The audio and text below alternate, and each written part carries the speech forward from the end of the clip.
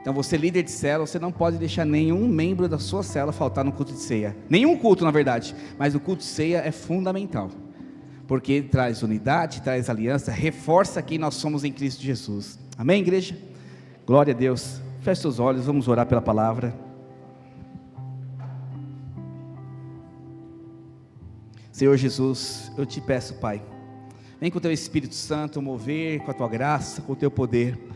Ativa nos corações revelação da tua vontade, do teu querer. Não queremos nós a nossa vontade, nós queremos em nós a tua vontade. Por isso eu repreendo todo espírito seu errado, toda mente cativa ao diabo, toda mente passiva a Satanás. Nós repreendemos agora em nome de Jesus. Os meus irmãos estão abertos para receber a tua palavra, que é viva e eficaz. Fala assim comigo: eu recebo a palavra de Deus no meu coração e na minha mente, em nome de Jesus. Quero agradecer a Séfora, viu? Obrigado, presentinho. O pastor soa bastante aqui no púlpito, por isso que ela pensa. Glória a Deus. Irmãos, o pastor Elner falou de uma palavra que eu ministrei lá na VB, na Videira Vila das Belezas. Foi a conferência extraordinária, tinham quase 1000 pessoas lá, foi muito precioso, muito poderoso. E quem não foi, perdeu, que as palavras foram poderosas. Mas eu quero trazer essa palavra para a nossa realidade como igreja. E eu creio que Deus falou muito forte na conferência extraordinária. E eu não entendo que é só para a igreja Vila das Belezas essa palavra. Eu entendo que essa palavra é para toda a cidade de São Paulo, todo o estado de São Paulo, toda a videira que está em São Paulo. Porque Deus quer mover o Brasil. Fala para o seu irmão assim: Deus, Ele quer mover o Brasil. Nós precisamos entender algo muito importante, que o Senhor, Ele trabalha através de mover. E o maior mover da história já aconteceu há mais de 2000 anos atrás. Ainda está muito movimento aí na porta, me ajuda aí, Felipe. Então, há mais de 2000 anos aconteceu o grande mover. Jesus veio à terra e a graça de Deus foi estabelecida em nossas vidas. Nós precisamos ter convicção disso. Então, existe outros moveres. Existe um único mover, chamado Jesus Cristo, mas chamado Espírito Santo. Então, nós hoje estamos numa geração diferente. Existem gerações diferentes. Então existe a geração de Jesus, a geração após 200 anos ali, os romanos, e aí foi crescendo a humanidade, e hoje estamos na nossa geração. Eu acredito, o pastor Aloysio fala sobre isso, já há 20 anos atrás eu escutei sobre isso. Eu acredito que os meus filhos serão a última geração dessa terra, a última geração radical, porque depois disso Jesus vai voltar. É a minha opinião, tá? Não é algo que eu estou declarando que a Bíblia diz, não, é minha opinião. Porque a cada ano que passa o mundo está se destruindo. Se você observar a geração que nós estamos vivendo, é uma das piores, se não for a pior geração que já existiu na terra. É a geração mais diversificada e mais alternativa. Tem todo tipo de pessoa, e as pessoas para todo tipo de gosto, inclusive gostos emocionais, gostos sexuais, gostos alimentares, perfis completamente estranhos. Você chega no metrô, você olha para a pessoa aqui, essa pessoa é um ET, não é dessa terra. Depois você vai para o outro lado, olha, onde eu estou, Jesus? Você se assusta, porque o tipo de pessoas esses dias, alguns de nós já acho que viu isso na televisão, alguns adolescentes num shopping, onde uma menina estava com a coleira, quem viu isso? E a outra menina estava andando como se fosse um cachorro, quem viu isso? Na internet. Aconteceu isso. Então, uma geração completamente radical para o pecado. Fala para o seu irmão assim, ó, quietinho, só para você escutar. Então, é uma geração que para eles é o seguinte: se você viver da forma certa, da forma tradicional, da forma comum, você é um careta, você é alguém ultrapassado, você é alguém antigo. Ser normal se tornou anormal para essa geração. Você precisa ser diferente. Então estamos no mundo mais polarizado que poderia existir. Um mundo onde a polarização está na política, esquerda e direita, de uma forma nunca vista aqui no Brasil, já foi forte, mas a declaração de direita e a declaração de esquerda é muito mais extremo hoje. Nós estamos diante também de uma polarização na economia, onde as pessoas ricas ficaram mais ricas e as pessoas pobres ficaram mais pobres. E também estamos diante de uma polarização nas tradições, aonde ser família normal é uma ameaça para a sociedade. Ser pai, mãe e filho é taxado, você é muito esquisito, você é muito ultrapassado. E hoje a moda, né, o movimento tem sido levantado, um movimento contra a palavra de Deus. Mas também eu quero te falar algo muito importante, que essa polarização chegou dentro da igreja. Como assim, pastor? Sim, aonde os crentes são quentes de verdade, ou são completamente frios de verdade. E olha que existe tanto crente frio, aonde, eu escutei essa frase há uns 30 anos atrás, um pastor meu falava assim: nós temos que tomar cuidado em não mundanizar a igreja. Uma coisa é modernizar, isso aqui ó, é moderno, painel, um telão, algo bonito, som gostoso, isso é modernização. Mas mundanizar a igreja é um negócio muito sério, nós temos que tomar esse cuidado. E essa polarização tem a ver com isso. As pessoas estão mundanizando a igreja, elas estão encaixando a igreja aos sentimentos e às vontades dos homens. A igreja agora ela é feita para agradar homens, para agradar, massagear egos de pessoas. A igreja perdeu o sentido de glorificar e adorar ao único Senhor e Salvador das nossas vidas. E você e eu estamos nesse meio. Você faz parte desse mundo. Fala para o seu irmão, você faz parte desse mundo. Mas presta atenção, em qual lado da moeda você vai estar? Em qual lado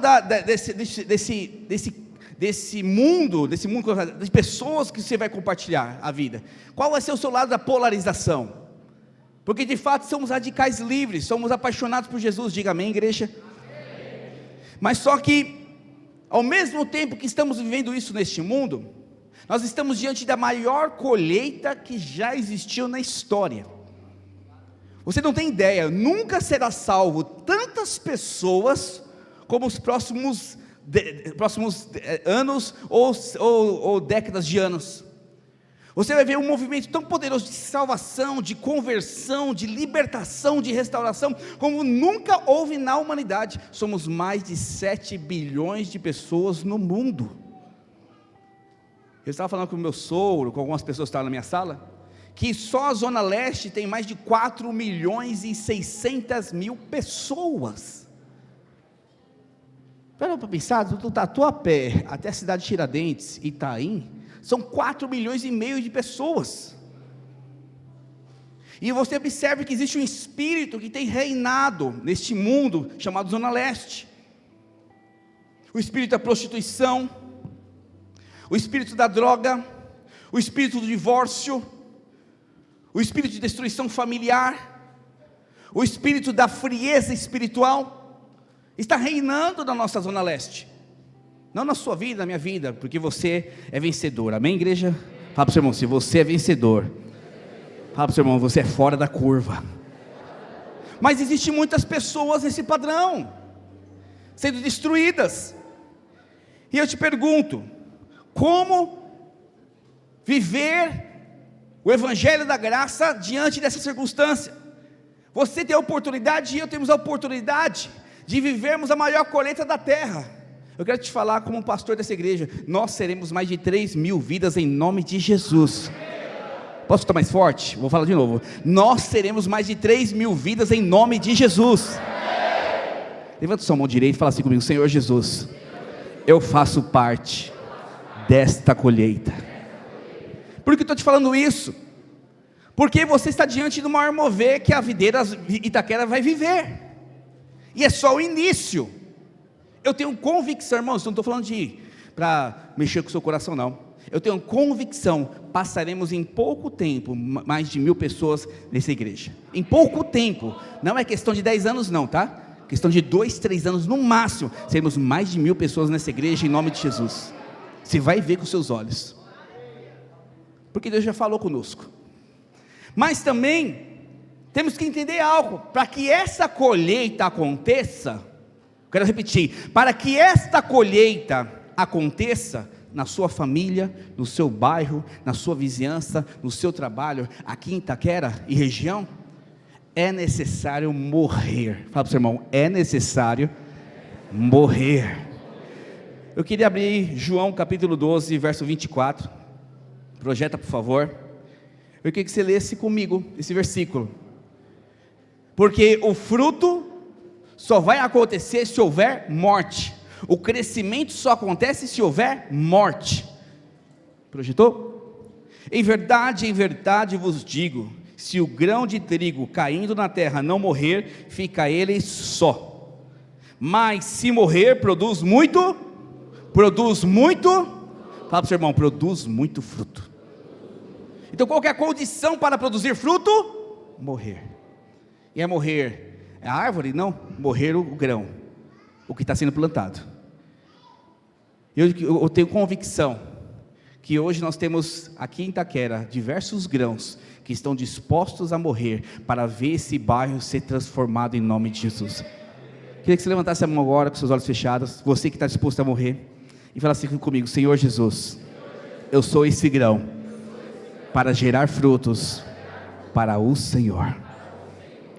E quando te falam isso, você precisa entender que a sua disposição de morrer não tem a ver com uma morte física, mesmo que seja necessária, mas tem a ver com uma morte do seu eu, com a morte dessa polarização natural, carnal dentro da igreja, aonde você realmente entendeu o propósito de Deus e vive para Cristo.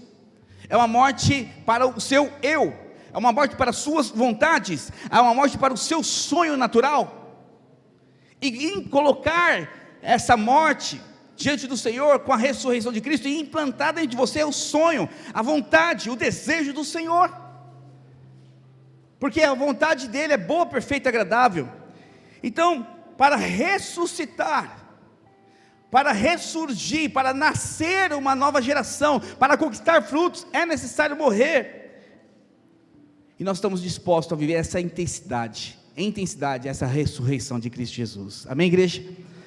Mas só que entenda algo, nós estamos diante do maior movimento infernal que já existiu na terra. Existe um movimento acontecendo, aonde o diabo está fazendo de tudo. Ele está trabalhando como nunca trabalhou. Presta atenção em algo, o diabo ele tem pressa. Ele sabe que a cada dia que passa nos nossos dias é um passo para o lago de enxofre. Cada dia que passa o diabo sabe que ele está indo caminho à destruição completa e eterna dele e de todos aqueles que estão com ele. E como ele tem ódio da raça humana, porque nós fomos criados à imagem e semelhança de Deus, ele quer levar eu e você nesse barco. Ele tem pressa, e ele nunca trabalhou tanto como essa geração. Nunca foi fácil conquistar vidas para o diabo como nessa geração. Por quê, pastor? A internet está alcançando todos os lugares, da mesma forma que o evangelho está sendo utilizado pela internet. O diabo está alcançando lugares que ele nunca alcançou, através da internet, através de distrações, de eventos, esses dias eu estava vendo uma pessoa que andou com a gente, andou fielmente com a gente, num evento, eu não sei o nome, não posso falar o nome, que tem a ver com identidade de gênero. A pessoa vivendo aquela vida, eu falei para ela, andou comigo, experimentou do Cristo que eu experimentei. Ele andou lado a lado, viveu o evangelho da graça. Como está vivendo isso? É a radicalidade do diabo. Ele está conquistando, porque ele coloca desejos e necessidades no seu coração, no coração de quem está lá fora, para que você entenda que Cristo não vale nada. Então hoje a guerra, presta atenção, não tem a ver com canhões, não tem a ver com armas de fogo, não tem a ver com exércitos. Hoje a guerra é diferente, hoje a guerra é no âmbito da mente. A guerra do diabo hoje, ele não vai usar mais armas, Ele não vai usar mais canhões. Ele não vai colocar uma nação contra a outra. A guerra do diabo é o seguinte, assim como foi Roma matando cristão. A guerra do diabo é o seguinte: eu vou entrar na sua mente, eu vou gerar necessidades tão profundas na sua alma, de tal maneira que as suas necessidades vão ser incontroláveis. Se você não cumprir essas vontades, você vai morrer. Ele controla a sua mente, Ele controla o seu coração, os seus desejos, as suas vontades. E através disso, querido irmão, Ele tem destruído tudo que é importante para Deus na sua vida e na vida de muitos que estão lá fora. Presta atenção numa coisa, esse é o movimento do diabo: conquistar mentes e corações para a destruição. O movimento está sendo implantado hoje no mundo: conquistar mentes e corações para a destruição eterna. Ele vai te dar todo o prazer do mundo nessa terra, todo. Você vai sentir o frisson, o prazer até o extremo, mas o final é destruição eterna. E nós temos que entender que existe essa confusão generalizada de identidade, valores, ética, famílias, confusão na família, com objetivo, porque o objetivo do diabo é o que? Desfazer a família, desfazer e na verdade fazer com que você não acredite mais em Deus, e nem na graça e no favor de Deus. As pessoas têm uma dificuldade tão grande de entender que Deus é amoroso, Deus é glorioso, Deus é Pai. Erra uma vez, não, eu vou para o inferno, o diabo está me controlando, realmente eu mereço ser castigado. Então o diabo trabalha fortemente para você não acreditar que num Deus bondoso, num Deus Pai, num Deus amoroso. Mas temos que entender algo, querido. Fala para o seu irmão assim: eu e você fomos chamados para destruir, fala mais forte, destruir as obras do inferno através do mover de Deus. Isaías capítulo 61 verso 1 fala o seguinte: o Espírito do Senhor Deus está sobre mim, porque o Senhor me ungiu para pregar as boas novas aos quebrantados, enviou-me a curar os quebrantados de coração, a proclamar libertação aos cativos e pôr em liberdade os algemados, a apregoar o ano aceitável do Senhor, o dia da vingança do nosso Deus, a consolar todos que choram, e a pôr sobre os que em Sião estão de luto uma coroa em vez de cinza, óleo de alegria em vez de pranto, veste de louvor em vez de espírito angustiado, a fim de que se chamem carvalhos de justiças, plantados pelo Senhor para a sua glória. Seu chamado é esse: pregar, curar, libertar, restaurar. Cantamos isso agora na última música, nas últimas músicas aqui. Ele tem esse poder, e você, com o Espírito Santo que habita em você, tem esse poder também, de levar as pessoas a entender. Há em nós o Espírito Santo. Fala comigo: há em mim. Fala mais forte: há em mim o poder do Espírito Santo. Oh, esse Espírito Santo está em você, Ele quer mover através de você, Ele quer operar através de você. Nós temos autoridade no nome de Jesus para destruir as obras do inferno, sim. Nós temos autoridade para restaurar a família, sim. Nós temos autoridade para liberar cura, como o pastor Leandro fez aqui, sim. Porque o Espírito Santo habita em nós. Mas presta atenção em algo. Mateus capítulo 16 verso 18 diz o seguinte, sobre essa questão de autoridade: também eu te digo que tu és Pedro, e sobre esta pedra edificarei a minha igreja, e as portas do inferno não prevalecerão contra ela. Então Jesus fala para Pedro: você é a igreja, e a partir do momento que você é a igreja, o diabo, o inferno não pode prevalecer. Mas existe uma condição para ser igreja e o inferno não prevalecer. Qual foi a condição? O que aconteceu antes de Jesus falar sobre isso? Verso 16, por favor. Jesus falou algo antes para Pedro. Ele fez uma pergunta, está no meio dos discípulos, e falou o seguinte: o que estão falando aí, quem eu sou? E várias pessoas: tu é Elias, tu é reencarnação disso, reencarnação daquilo. Aí Jesus pergunta: tá bom, e você? Tá bom, todo mundo falando, ótimo. E vocês? O que dizem a meu respeito? O que vocês pensam de mim? Pedro se levanta e fala esse versículo. Respondendo Simão Pedro disse: Tu és o Cristo, o Filho do Deus vivo.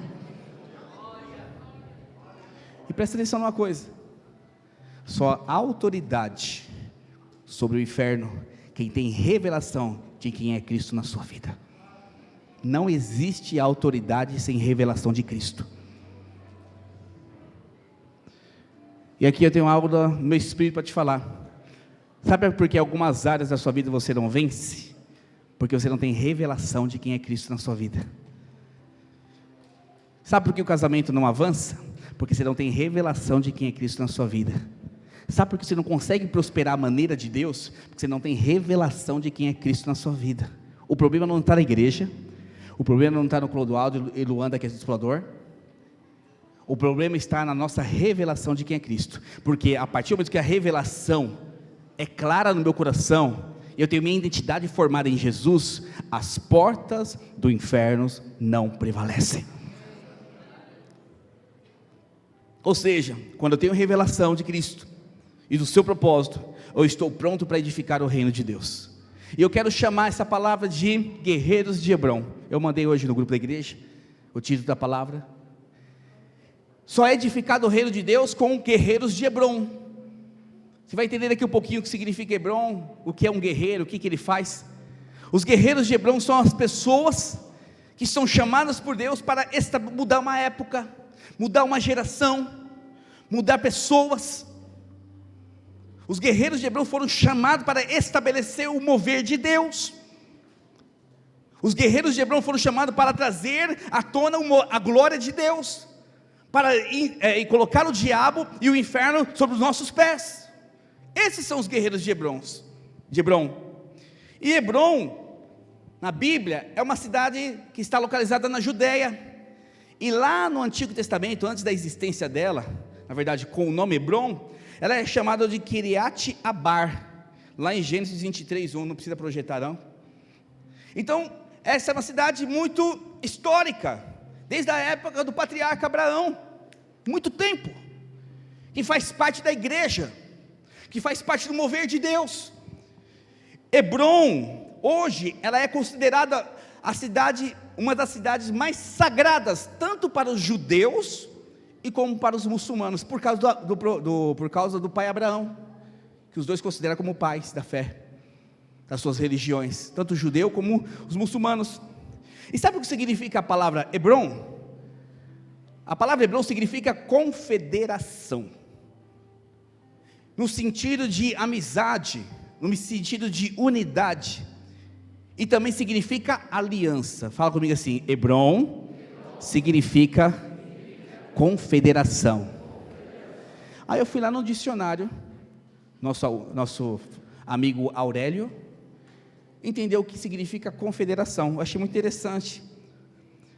Confederação no dicionário significa associação estável de estados soberanos ou de estados nacionais que, no interesse comum, põe-se sob a dependência de um governo central. Eu quero trazer isso para o nosso dia a dia.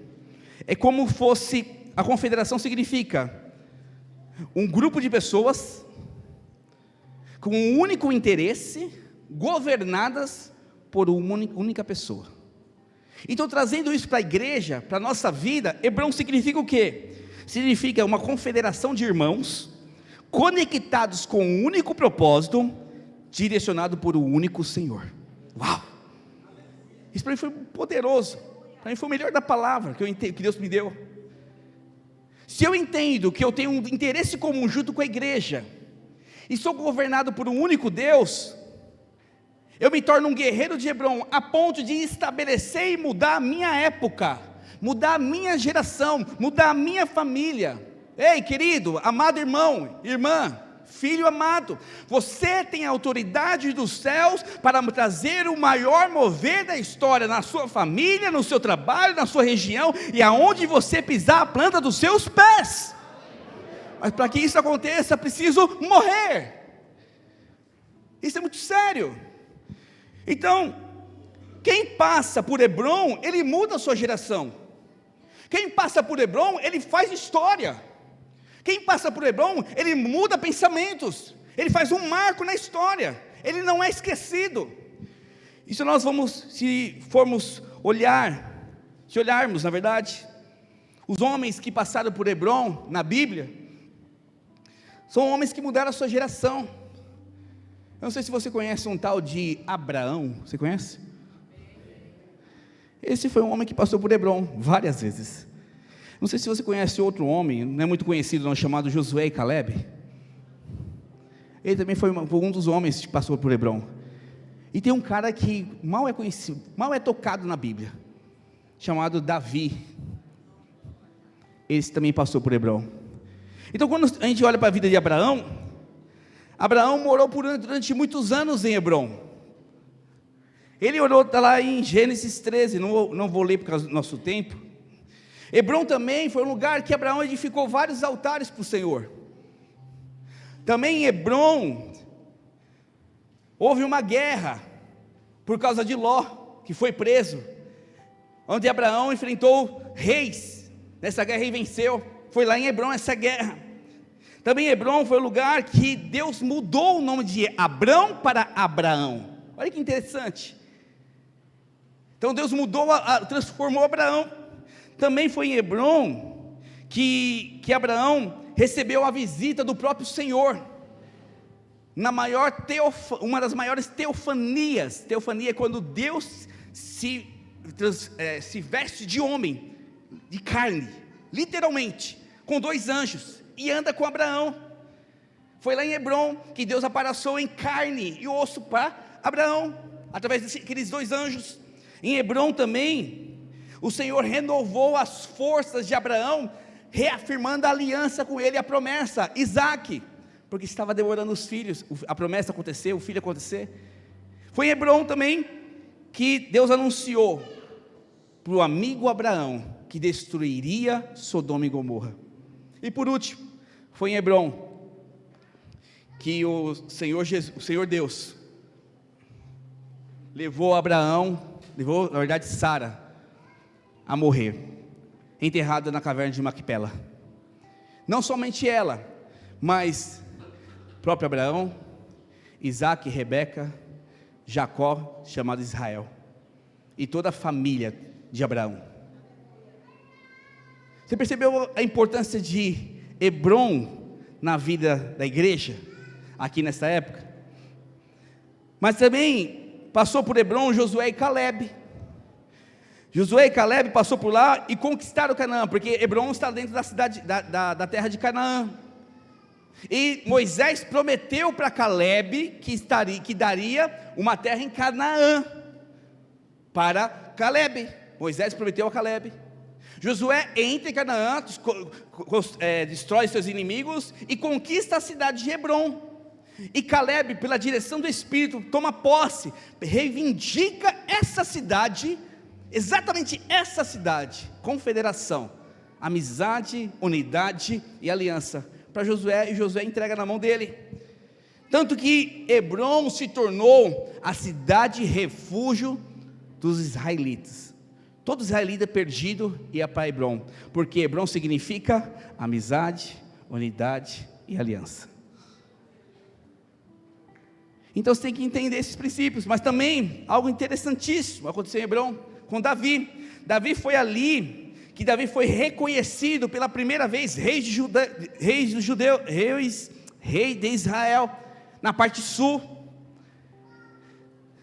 Então, quando foi reconhecido rei em Judá, na verdade, e mais tarde foi rei sobre toda Israel, durante 7 anos, Davi reinou de Hebrom, a partir de Hebrom, tanto que lá se tornou sede do reinado de Davi durante 7 anos, é de lá que saiu o comando, de lá saíam as vontades do Senhor, através de Davi, de lá saíam as vitórias, para conquistar todo Israel, saiu de Hebrom. Então, quais são as características dos homens de Deus que passaram por Hebrom? Primeira característica, eles eram consagrados. Fala comigo, consagração. Querido, nós nunca mudaremos uma geração, nós nunca mudaremos a sua família, você não mudará a sua família, você não mudará o vizinho da esquina, se não houver consagração ao Senhor na sua vida. Nós nos misturamos demais. Nós misturamos demais com as coisas deste mundo. Eu sou de uma época que os jovens falavam assim, aqui eu não escutei muito não, porque eu não tenho contato direto com jovens, mas eu acho que o Neto escuta isso. Não pega nada fazer isso. Não tem problema nenhum. Para de ser careta, Naur. Para de ser careta, Rosana. Qual o problema de ser assim? Qual o problema de fazer assado? Uma geração que não é consagrada, porque o fato de não ser pecado não significa que é consagrado. As pessoas confundem o não pecado com o consagrado. O que não é não pecado também pode ser não santo. Pode ser não pecado e não santo. E tudo que é neutro na Bíblia, ele pende para a carne. Fala comigo assim, tudo que é neutro na Bíblia sempre vai pender para a carne. Não tenha dúvida disso. Porque o Senhor, para mudar uma geração, mudar uma história, é somente através de pessoas consagradas. Mas tinha outra característica desses homens que passaram por Hebrom. Eles eram guerreiros. Tanto Davi como Abraão, como Josué, lutaram, guerrearam para defender a sua terra e para conquistar a sua terra. Aí eu vejo irmãos que não têm disposição de jejuar pelo seu casamento, não tem disposição de jejuar pelos seus filhos, não entra numa guerra espiritual por nada. Falou de jejum, começa a tremer assim, ai, em nome de Jesus, ai, jejum não, ai, sai para lá, capeta, é o diabo querendo me levar para jejuar, passa fome. Não, é o Senhor querendo te ensinar a guerrear para você conquistar a promessa. Pastor, mas a promessa já não está liberada pela graça de Deus? Sim, o tonto, está liberada, mas só que para que essa graça seja liberada sobre a sua vida, você tem que estar debaixo do guarda-chuva correto. Só que toda hora você está no guarda-chuva errado, toda hora você está no guarda-chuva errado, toda hora, em vez de você andar 40 dias em linha reta para chegar em Canaã, Deus, por causa das suas atitudes, está dando 40 anos no deserto e vai morrer no deserto. Porque Hebrom é lugar de guerreiro. Guerreiro é focado, guerreiro sabe o que quer, guerreiro tem um alvo, ele quer conquistar. Guerreiro não tem sentimentos. Fala para o seu irmão assim, guerreiros não andam por sentimentos, eles andam por um comando. Quem te comanda? Quem te dá a direção da sua vida? Eu mesmo. É por isso que está aqui uma barata tonta. Você não escuta ninguém, você não fala com ninguém. Continuando, outra característica dos guerreiros de Hebrom é que eles eram transformados. Em Hebrom, os três, Davi, Josué, Caleb e Abraão foram transformados. Você viu que em Hebrom o nome de Abraão foi mudado. Em Hebrom, Josué foi transformado junto com Caleb. Então é outra característica. E outra característica que tem em Hebrom é intimidade. Olha aqui. Intimidade é uma característica de quem é guerreiro. Ele sabe escutar o Senhor. Você presta atenção numa coisa. Para Davi entrar numa guerra, ele falava, Senhor, devo ir nessa guerra? Intimidade, conversava com Deus intimamente. Eu estava falando com o Pedro hoje, e falava assim, sim, olha filho, todo crente tem que orar e ler a Bíblia todos os dias. Porque crente que não ora e lê a Bíblia, é um crente sem intimidade com Deus. Eu fico pensando, se eu ficasse uma semana sem conversar com a Soraya, eu ia morrer de saudade. Mas tem gente que tem a capacidade de passar dias e dias e não ter um tempo com o Senhor. Não tem intimidade. Porque Clodoaldo, nós somos íntimos aqui na obra. Mas eu sou íntimo tanto na obra como na família, com minha esposa. Então intimidade é necessário ter vínculo, ter propósito. Então os discipuladores que estão aqui, pastor, eu tenho necessidade de andar com eles, estar com eles. Eu sempre estou inventando uma reunião, uma programação para estar junto com eles, para a gente pregar, estar junto, porque eu tenho necessidade de viver como uma igreja. Assim é nós com o Senhor, somos nós com Deus. E por último, das características desses homens, eles creram e viveram em função da promessa. Todos eles tinham um alvo de vida, tinham um propósito de vida, tinha uma promessa que Deus deu para ele, e eles não desistiram até ver a promessa. E eu quero te falar algo: nenhum deles viu a completa promessa acontecer na terra. Nenhum deles olharam e viram assim: uau, vi a promessa. Não, eles viveram por uma promessa, respiraram por uma promessa, e não viu o cumprimento da promessa. Nenhum deles. Eu e você vimos, através do sangue de Jesus na cruz do Calvário. Todos nós vimos. Eles não viram, entregaram as suas vidas completamente. Então, nós temos que decidir algo em nosso coração hoje, nessa noite. Tenho apenas 10 minutos para terminar. Você precisa decidir se vai viver em função de um mover que Deus colocou no seu coração, de uma promessa que já cumpriu, que agora a promessa é a vida eterna. Ou você vai viver em função de um movimento que agrada a você e a sua família, um movimento que não toca ninguém, que não transforma ninguém, que não traz intimidade para ninguém. Você tem que decidir. Por quê? Pastor, qual a diferença de mover de Deus e movimento? Primeiro, o mover de Deus é resultado de uma direção do Espírito.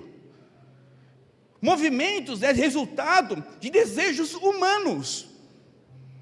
O mover é o seguinte: olha, Deus falou algo, vamos nessa direção. Deus falou que marche, vamos marchar. Deus falou para nós aqui, vamos chegar a 1000 pessoas, vamos chegar. Deus falou que vai multiplicar a sua rede, vai multiplicar. Deus falou que o meu casamento vai restaurado, vai restaurar. Porque a promessa é essa. A promessa é essa. Então quem vive o mover, não desiste. Pastor, e quem desiste? Porque não acreditou no mover. Não acredita. Mas o movimento é não. O que vai dar mais resultado agora? O que é mais rápido e fácil? Vamos fazer, pessoal. O primeiro, eu comparo movimentos de hoje, principalmente de igrejas, como voo de galinha. Sabe aquele que é voo de galinha? A galinha tem asa, mas ela não voa, né? Então ela tenta lá, tenta pular, não chega a canto nenhum, não voa. Só a vontade, vê a águia, vum, vê o outro pássaro, vum, ele lá tenta, não vai. Por quê? É desejo humano. Fala para o seu irmão, tudo que é humano passa, mas o que vem do Espírito permanece. Forte. Presta bem atenção no que eu estou te falando. Se você desistiu de algo do Espírito, é porque você não tem a revelação de Pedro sobre Cristo. Porque o que é do Espírito não se desiste. Oh Deus, deixa eu avançar aqui. Moveres vem de dentro para fora. Movimentos vêm de fora para dentro. Eu sou influenciado. O mover de Deus toca aqui dentro e me leva a fazer algo. Mas o movimento não. Eu vejo acontecendo algo, eu quero fazer igual. Moveres são motivos de nos levar até a morte. Movimentos são motivos de nos levar até o próximo movimento. Eu falo para minha esposa sempre: eu tenho coração para viver e morrer pela causa do Evangelho. Eu morro pela igreja, eu morro pela minha família, eu morro pelo projeto de Deus para a minha vida. Eu falei isso domingo passado, quero reafirmar isso. Porque o mover de Deus é uma convicção do Espírito, e o que vem do Espírito não se desiste. Uma vez que você não desiste, você tem a capacidade de viver aquilo até morrer. E uma geração sai transformada quando existem homens e mulheres com esse coração. Sabe por que o cristianismo não é um movimento? Porque os movimentos nos levam até onde somos satisfeitos. E nós estamos aqui para sermos satisfeitos, apesar que é uma consequência da vida cristã, Jonathan. Nós estamos aqui para morrer por uma causa: Jesus Cristo, nosso Senhor. É por isso que eu estou aqui, você está aqui, para entender qual é o propósito de Deus para a minha vida e para a sua. Então, Paulo foi o maior guerreiro de Hebrom no Novo Testamento. Porque Paulo, ele viveu por uma causa, ele viveu por um mover, ele viveu, sentiu, presenciou o mover, e quando ele viu isso, experimentou disso, não existia nada mais importante na vida dele. Então Paulo, ele viveu numa geração, olha aqui para mim, completamente, onde o culto religioso cristão era proibido. O apóstolo Paulo foi declarado o maior inimigo da sua geração. Os romanos perseguiam, era potência. E além de tudo isso, cristãos naquela época eram presos e jogados nos coliseus para serem devorados por leões. Por que Paulo não foi, pastor? Porque ele tinha cidadania romana e tinha um certo apreço. Os romanos tinham um certo apreço, mas vivia prendendo, batendo nele e humilhando ele, até ele desistir. Então, quando a gente olha para Paulo, a gente olha assim, poxa, esse foi um guerreiro de Hebrão de fato. Por quê? Porque ele insistiu, porque ele não desistiu, porque eu confesso para os irmãos, o que Paulo passou, eu não sei se eu tinha capacidade emocional de viver o que ele viveu. Seja sincero. Apanhar todos os dias, passar fome, necessidade, ser perseguido. Eu não sei se eu desistiria da causa, não. Eu vejo às vezes alguns irmãos lá, nos países muçulmanos, dessa atualidade, apanhando. Uma professora recentemente foi presa, não sei qual foi o país lá, e apanhou, quase até a morte, porque pronunciou, foi enfermeira, desculpa, pronunciou o nome Jesus no hospital. Devia ter algum paciente doente, ela falou, Jesus, alguém escutou, exatamente isso que aconteceu com ela, apanhou em praça pública, foi presa, porque pronunciou o nome Jesus. E Paulo era um desses. Mas por que ele tinha tanta convicção? Olha aqui para mim, ele sabia em quem estava crendo, ele tinha convicção de quem era Jesus, ele sabia quem que ele era, quem ele servia. Também Paulo, ele estava certo da alegria que estava proposta, ele tinha convicção que o que ele estava vivendo não era nada pela alegria que ia vir. Ele não vivia o agora, ele vivia o que ia experimentar em Deus. Ele também pregava o tempo todo expressando as marcas de Cristo, o tempo todo ele olhava para Cristo, o amor, o tempo todo ele olhava para Cristo, olhava para as pessoas e expressava amor, batiam nele, te amo, batiam nele, orava, batiam nele e falava assim, eles não sabem o que fazem. Nunca Paulo levantou a mão para ninguém no evangelho, e isso teve motivo, que poderia se defender, sim ou não, irmãos? Poderia se defender, sim ou não? Lógico que poderia, mas ele nunca fez isso. Paulo também, ele era satisfeito com a graça de Deus, ele falava, a tua graça me basta, a tua graça me basta. Passava os dias mais angustiantes da vida dele, fisicamente dizendo, ele fala, a tua graça me basta, me ajuda, Senhor, a completar a carreira. Ele orava assim, ele tinha revelação que não podia desistir do chamado, porque Jesus não desistiu do chamado, ele tinha revelação disso.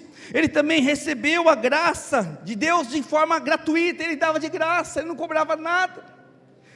Ele tinha consciência de algo muito precioso, que era o morrer é lucro, e o viver é Cristo. Feche seus olhos neste momento. A equipe de louvor já pode subir, por favor. Paulo, ele era um desses guerreiros de Hebrom.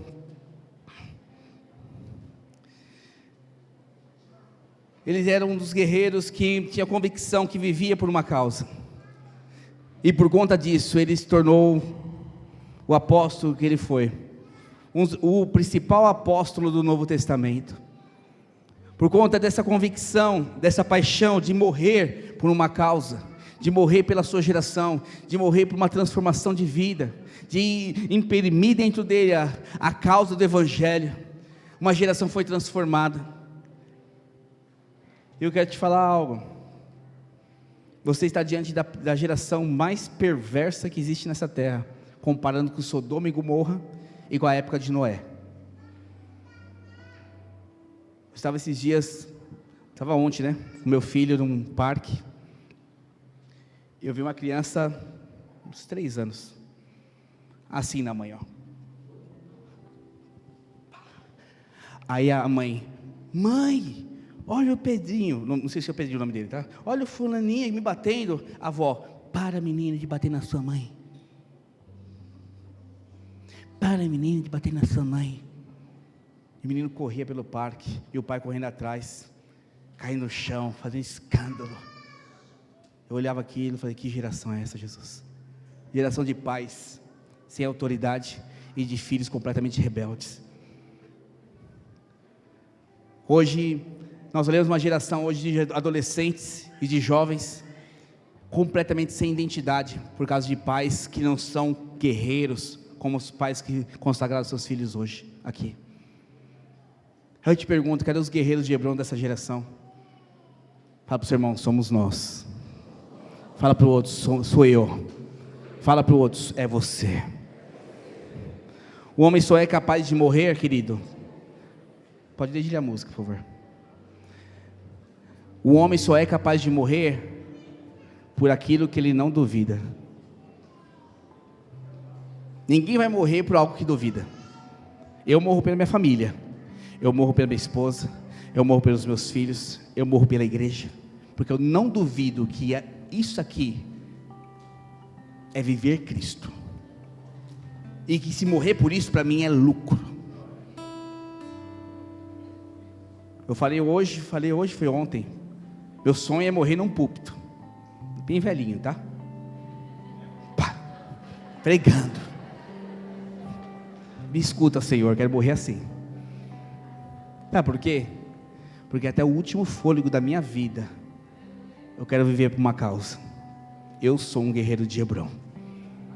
Mas pastor, para terminar, mas Hebron não é citado nenhuma vez no Novo Testamento, Ed. Nenhuma vez, pastor Leonardo. Hebron é citado no Novo Testamento.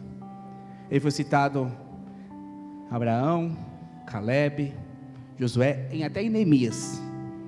No livro de Neemias foi citado, mas não foi citado nenhuma vez no Novo Testamento. E eu perguntei para o Senhor, por que, Senhor? E o Senhor me disse algo muito precioso. Sabe por que, Alexandre? Porque Hebron significa confederação, pessoas unidas por um propósito, direcionada por um único Deus. Significa amizade, unidade e aliança. Hebron foi concluído em Jesus Cristo através da sua ressurreição. Então hoje Hebron não precisa ser um lugar. Hebron é um espírito que está dentro de você. Hebron é um espírito que está dentro de você. Mas entendi, Jesus. Então não precisa estar em Israel para ter as características do guerreiro. Ele já está dentro de mim. Porque o principal guerreiro de Hebron, ele morreu na cruz e ressuscitou. E assim como eu sou filho dele, e assim como ele é igual ao Pai, eu sou igual a ele. E eu estou disposto a morrer e ressuscitar naquele último dia junto com ele, por causa de uma obra prevalecente. Eu queria que nessa noite você se levantasse neste momento, e queria te convidar a viver esta palavra. Na verdade, essa palavra tem um objetivo: trazer o maior mover em Itaquera. Pessoas que estão dispostas a morrer por uma causa, a enfrentar suas guerras, lutar o combate do Senhor, enfrentar, mas precisa se render.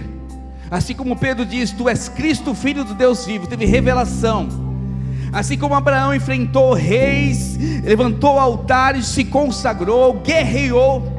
Assim como Josué tomou posse da terra prometida, assim como Davi foi ungido rei em autoridade, é assim que viveremos Hebron nessa geração. Essa geração precisa de homens e mulheres cheios do Espírito, com o Espírito de Hebron, para conquistar e estabelecer um novo padrão celestial.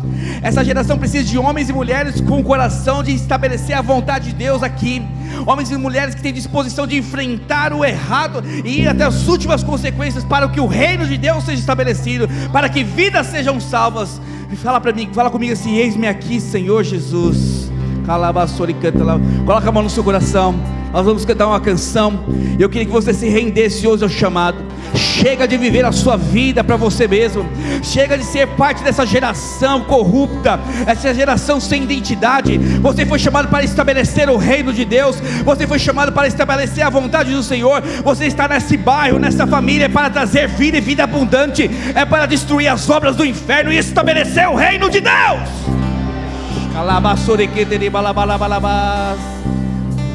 Toma-me,